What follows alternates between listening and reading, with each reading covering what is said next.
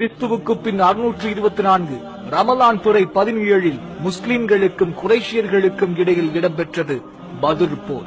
படையை தலைமை தாங்கினார்கள் நபிகள் நாயகம் ஸல்லல்லாஹு அலைஹி வஸல்லம். ரசூலுல்லாஹ்விடம் இருந்ததோ 313 பேர், காபிர்களாக இருந்தவர்களோ 1000 பேர். 14 ஷஹாபாக்களின் உயிர் தியாகத்தில் விளைக்கப்பட்டது அந்த போர். அபூ ஜஹில், உத்பா இப்னு ராபியா, உமையா இப்னு கலப் போன்ற கொடிய காபிர்கள் கொல்லப்பட்டனர் அந்த போரில். தன் படையை விட 3 மடங்கு பெரிய படை இதை வீழ்த்தினார்கள் கண்மணி நாயகம் ஸல்லல்லாஹு அலைஹி வஸல்லம் அவர்கள். இது என்ன சினிமாவா?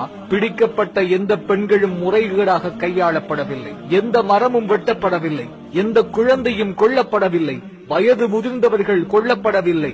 காரணம், இது ரசூலுல்லாஹ்வின் படை. யார் உண்மையான ஹீரோ?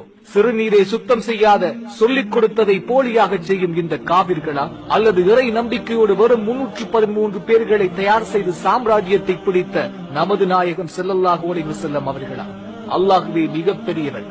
ரசூலுல்லாஹ்வின் படையில் போர் புரிந்து கொண்டிருந்த அபூபக்கர் சித்திக் ரலியல்லாஹு தஆலா அவர்களின் மகன் எதிர்ப்படையில் போரிட்டுக் கொண்டிருந்தார். போர் முடிந்து பின்னொரு காலத்தில் இஸ்லாத்தை தழுவிய பின்னர் அபூபக்கர் ரலி அவர்களை சந்தித்து சொன்னார், தந்தையே, நீர் ரசூலுல்லாஹ்வின் படையில் போர் புரிந்ததை நான் கண்டேன். நீர் என் வாளின் அருகில் வந்தீர். நான் என் தந்தை என்று உம்மை விட்டுவிட்டேன் என்றார். அதற்கு அபூபக்கர் சித்திக் பதிலளித்தார், நான் நிச்சயமாக உன்னை காணவில்லை. கண்டிருந்தால் உன் தலையை துண்டாக்கி இருப்பேன். எனக்கு ரசூலுல்லாஹும் இஸ்லாமுமே முக்கியம், நீ அல்ல என்று பதிலளித்தார்கள்.